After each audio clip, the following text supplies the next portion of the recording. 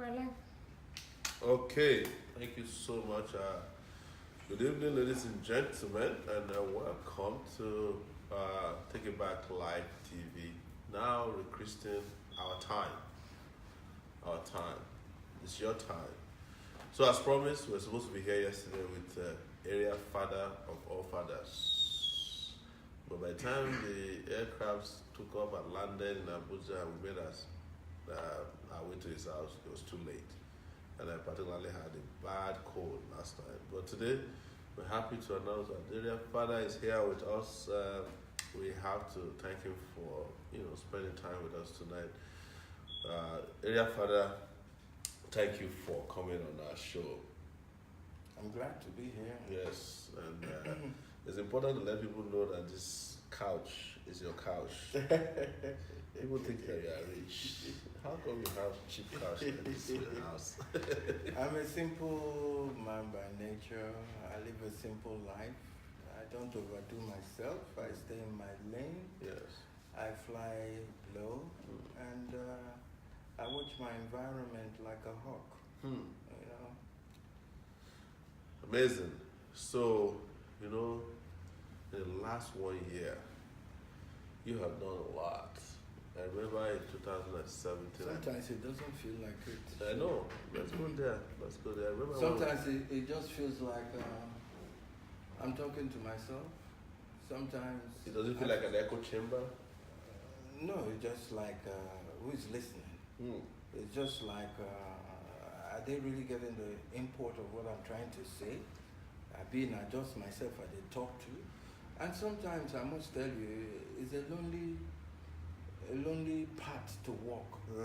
And now I'm beginning to appreciate how even the few good people amongst us are losing their goodness. Because survival has become a battle in this jungle. It's just about surviving.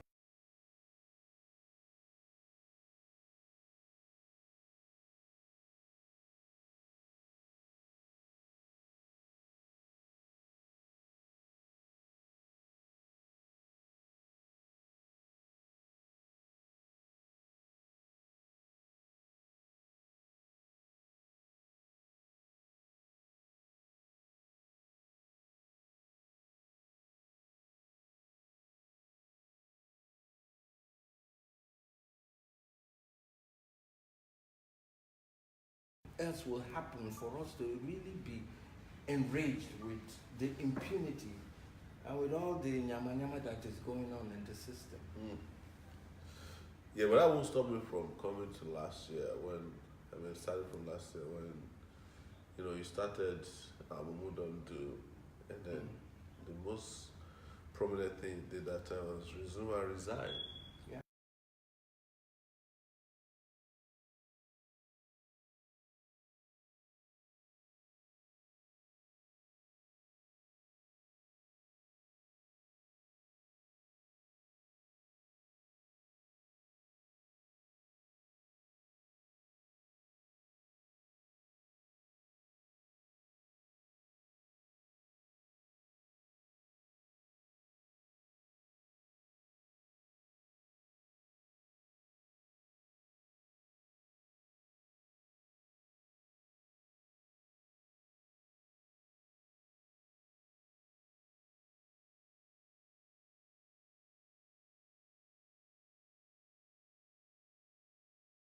In 2019. Exactly. And then yet nobody is saying anything about it. And the latest one now, young people are going around and shouting articulate.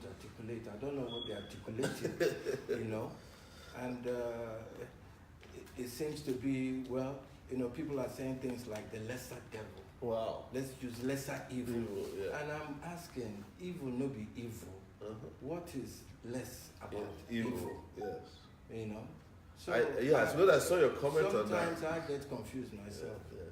But you can't afford to be confused because it's the same way too. But you know that it's also... my confusion is not about giving up. Yeah. I'm like, what other strategy does one need to employ to get this message across? Yeah. for young people to know that this really is their future we're talking about. So when I met you last year, we were discussing, and I had not even had any intention or even really been thinking about running for office.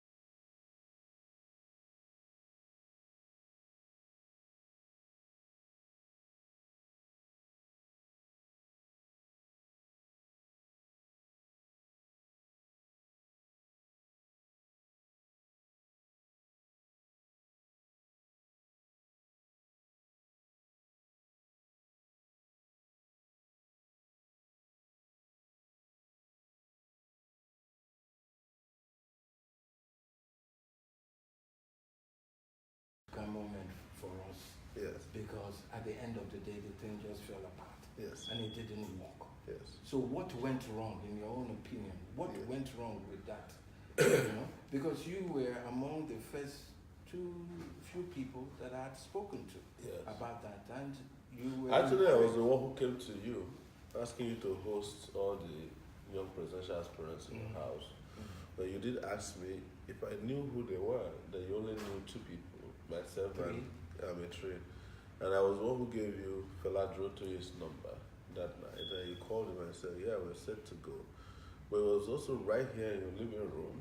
You know, I remember sitting right across from about, I think about 10 of them that night, where someone said that, oh, we have spoken to the elders. I don't know if you caught that particular conversation, right? And they are looking for someone acceptable to them. And I rose up on that corner and said, I will never be part of a committee of young people who are going to present an acceptable candidate to the elders. And I don't know if you caught that, But before we came to your house, we had another meeting where we advised that instead of the motley crowd, we should all go to our parties, become candidates first, before we start to, so that we can eliminate, we can do an elimination series, because in all honesty, even at your house, we know that there were only three major candidates when we reached your house who could represent the youth, but we had others who were even shouting and talking more than others, who we knew even got into the race the day before. You said it, that I've never seen this many people. I didn't know that this many young people are running for office, but as you later found out, and you issued a statement, I think your group issued a statement that even the two people that went ahead from the two that I chose, to slug it out, you didn't think the operation was fair. Yes. But probably because I was clairvoyant, I'd seen that in advance, that it was set up to bring about that particular predetermined result, and that's why I pulled out. And when I pulled out, I told you that I couldn't be, I won't say pull out, because I said I couldn't be part of this, because it looks like people are not going to, what we wanted was for a candidate can represent us, and we can stand out there and go campaign for the person. If it is not one of us that want to be it. And I was looking forward to that. But it was very quickly clear that it wasn't going to get us to where I wanted. If we presented a candidate that was only acceptable to the elders, we would have still been doing the articulating thing now. So what would you prescribe in moving forward now? I think it's clear that already even the processes in the parties have eliminated a lot of the people you saw. I went back to Feladro to a event the other day. We went to see Professor Omoyele Sowore, so that we can start getting elders who have conscience on our side. When I mean on our side, on the side of the young people, candidates. And at that point, we can look at other parameters. Who has the strongest conviction, who has the most mass following, who young people can trust. There's no question about it that young people want a presidential aspirant that can lead them to El Dorado, And I believe that that can exist within the few number of younger aspirants we have now. But it's not enough to just say, okay, we're going into another election. Let's get all the elders first who believe that there's a need for generational shift to be on our side. Shoyinka has promised that he'll do that. I have no doubt that you believe in that by way of your position on the articulated nonsense that is going on. As I said the other day, Atiku is not about to save Nigeria. It's about creating. But Atiku, if you see the people around him, you know that they are coming back with vengeance. You see, even his campaign coordinator, Director General, Saraki. You see, I understand the dynamics, yes. But my problem is this, individually on our own. Yes. Yeah?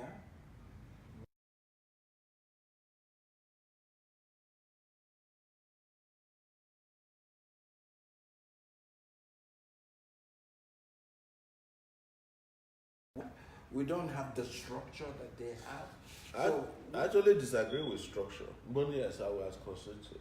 In my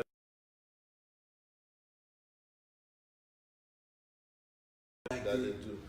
They don't have structures. If they have structures, they will not have to buy votes in Osun. If they have structures, they will not have to buy votes. Are they not buying votes because they're capitalizing? After all, they weaponize hunger. Of course. If what structures mean, further, is that you have created, systems in different constituencies around the country that can defend and help make people vote for you. The structure they have are the structures for bribery, corruption, intimidation, and visitation of evil on our people. That's the structure they have. It's a super structure that is so erosive and corrosive that people are just generally afraid of these structures. Most people have given up, they don't go out there. But the real structures that can make people win elections, they don't have those structures. We went around this country, we didn't see no structure, we didn't see no PDP structures, we didn't see APC organic structures. We are the ones who even went and created organic structures in places. But I agree with you, do they have money? Absolutely. Do they have the capacity to perpetrate evil? Definitely.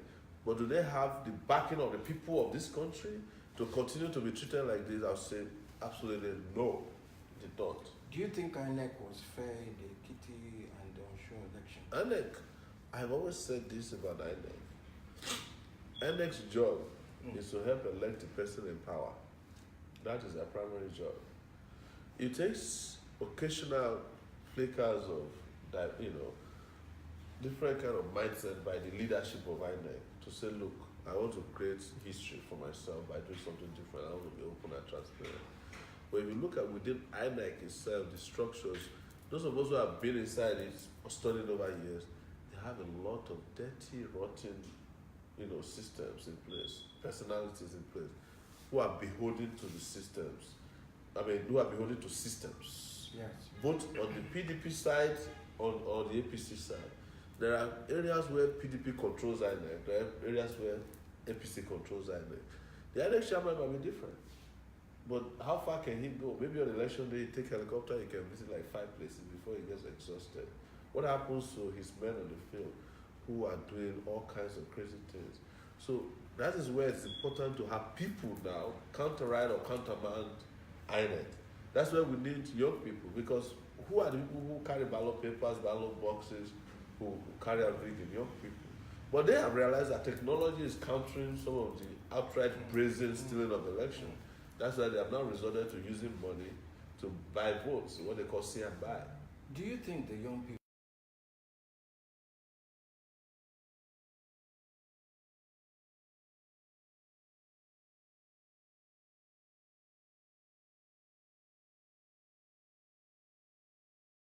like me, I didn't scratch that off. Yeah. That somebody like me would be fighting the fight for young people. Yeah. And they're missing in action. Yeah. And you can only find them on the social media ranting. Yeah. And when it's time to say, can we all come out and do some kind of intervention, you don't get to see anybody.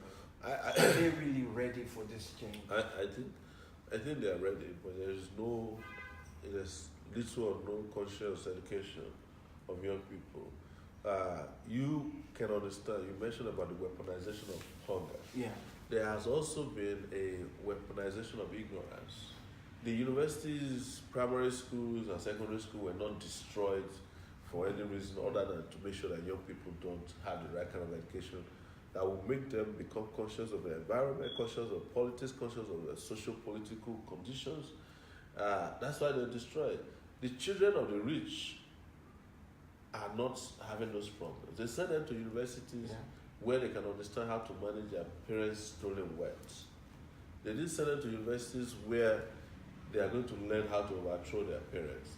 But the ones here who are going to a secondary school, they just run them through the mills. So in our time when I was in the university, we had access to your likes without the school authorities chaperoning us. We had access to Ganifa or Femi Falana. Today, they will prefer to bring a musician who is singing about bonbon on campus, and they'll have people, the VC will even be there doing shaku shaku, than to bring you to a university campus to speak, because they'll say, well, if Charly Boy comes here, it's going to scatter our school. So we no longer have them. On top of that, we don't have student unions who are independent on their own, who can bring in the right kind of ideas that can make people be conscious. So these are places where you pick up consciousness. You pick up consciousness through literacy, and it is only through consciousness that literacy becomes education. Otherwise, being literate don't mean nothing. You can go to the university and be an idiot. Same way, you can travel abroad and have no exposure. Depending on what you're doing there, where you are, where you go there. You have been through all of this before, and I've seen it. 19 years in America. You meet some people who have lived in America longer than I have. They are so ignorant, so unexposed about even the American society. You wonder, where have you been? Have you been living under the tree? So how do we circumvent all of this in terms of our messaging? And I think that is where what we're doing is important. We should have more of your voice out there, more of the voices of people like you out there. That's why we're going around people who are of older generation. I won't say old, but people who have older ideas, who have consciousness, to keep putting what you're saying out and keep ensuring that what you're saying is repeated and not the articulation of retrogression that is become the Simpson. But guess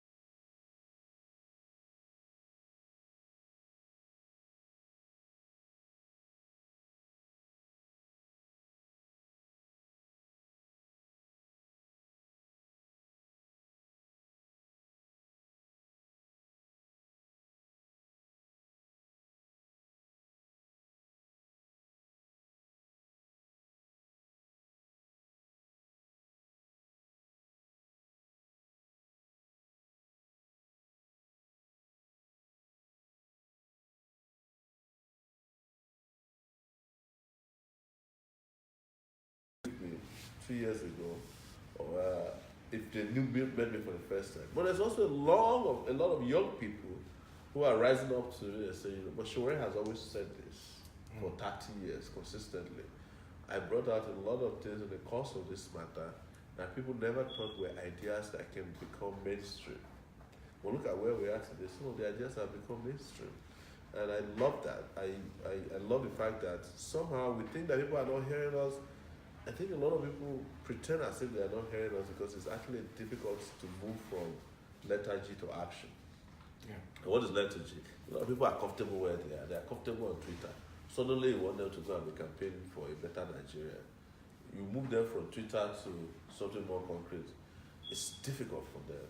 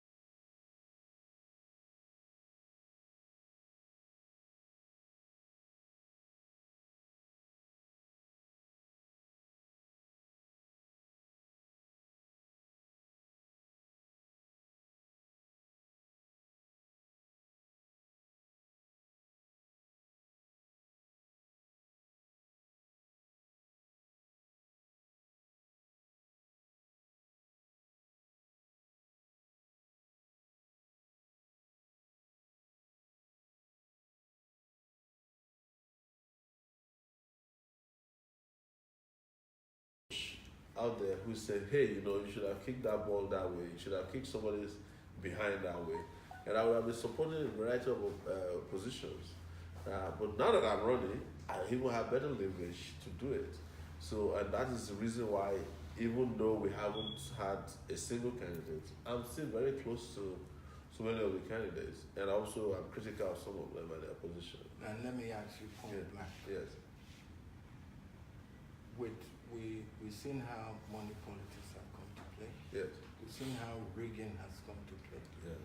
We see that sometimes INEC is not that independent. Of course, I said that before. Yeah.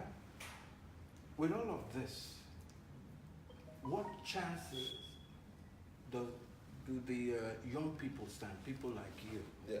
I made a statement of celebration 2 days ago, and it's like, apart from just the expectation that we're going into election, there has to be a revolutionary fervor to this. Yeah. And the revolutionary fervor is that yes, we think we're going to win, and we're going to vote in an election, but there must be a backup plan. That look, we also understand that the odds are stacked against us.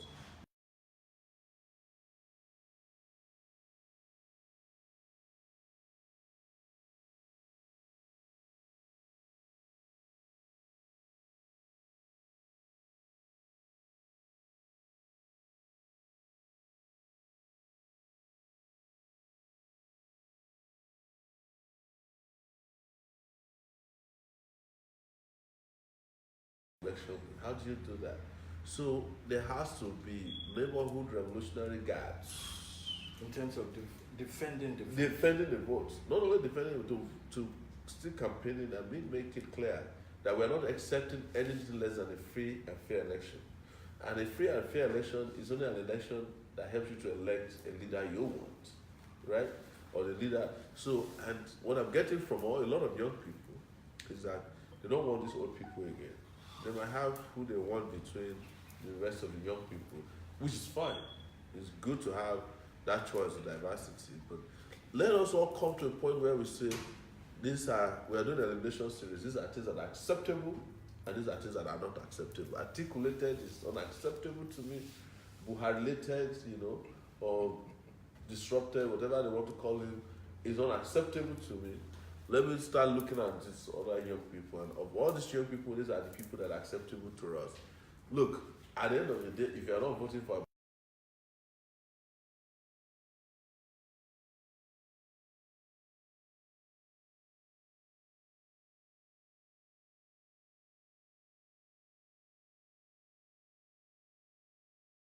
but more importantly, there has to be revolutionary fervor to it. There must be something that is clear to these old people, that these young people are not going to accept anything but freedom. And freedom is not the same thing as, cooked up election results. If we have the misfortune of having PDP, God forbid PDP or APC coming back next year, or they refuse to, or the people in power for now refuse to give it up, what do you think our next move should be? Our work will have just started at that point. I said something and I'll repeat that today. If you are planning for elections and a revolution happens, you're lucky. Or you do an election and it leads to a revolution, we are still lucky. And that's the way I want us to look at it. There are standards that we cannot, like you said earlier, there are things that are not going to be sustainable beyond now.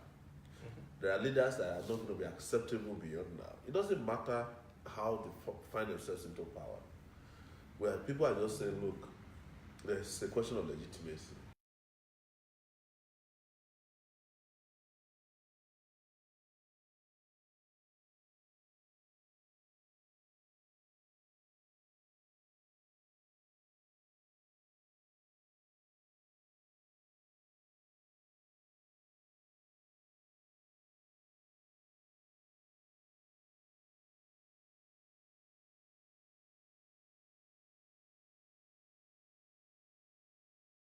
It's not acceptable.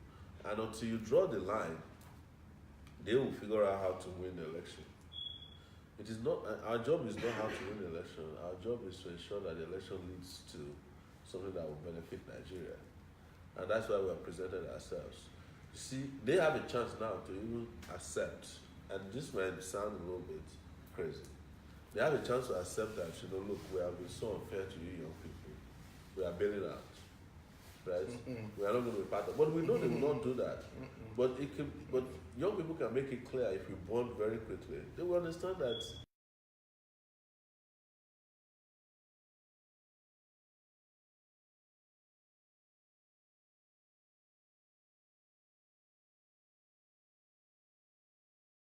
Who are the people pushing articulated?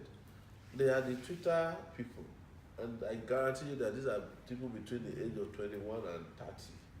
They are the people who are shouting articulated. You can see their age on Facebook. Their birthday are popping up every day. You're saying to yourself, how could you be this mean to yourself? Some of them are people who have asked me where I got my experience from. I forgot that when Atiku first contested for presidency, he was 42 years old in 1993. Ask yourself, in which state had Atiku been a governor at that time? In which local government had he been a councillor or chairman? Or in which House of Assembly had he been, or in which Senate had he been? In 1992, when Atiku contested to be president of Nigeria, he was in his early 40s, right? Today, he's, 1992 is plus 30 years. That's why he's 70. Most of them were youths. Exactly. So they are now criminalizing youth.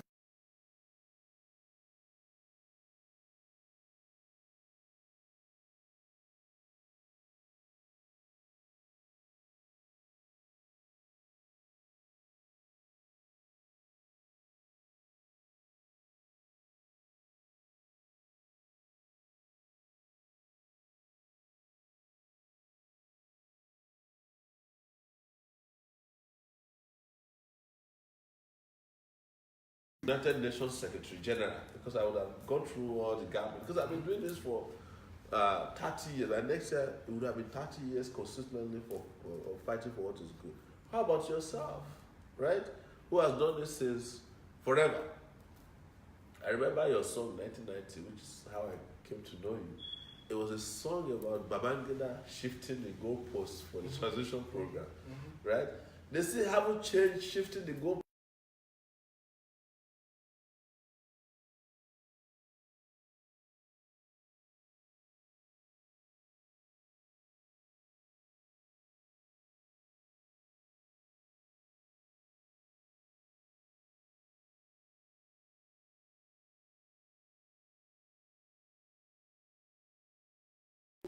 To experience political development, because the same people who annulled June 12th, imagine if they didn't annul Obiola's election, I would have been involved in governance perhaps since that time. By now you can't be saying that I don't have experience, but I have experience. I'm doing this for those who don't. I have experience. My experience is just different. I've not had paid experience or corruption experience or assassination experience.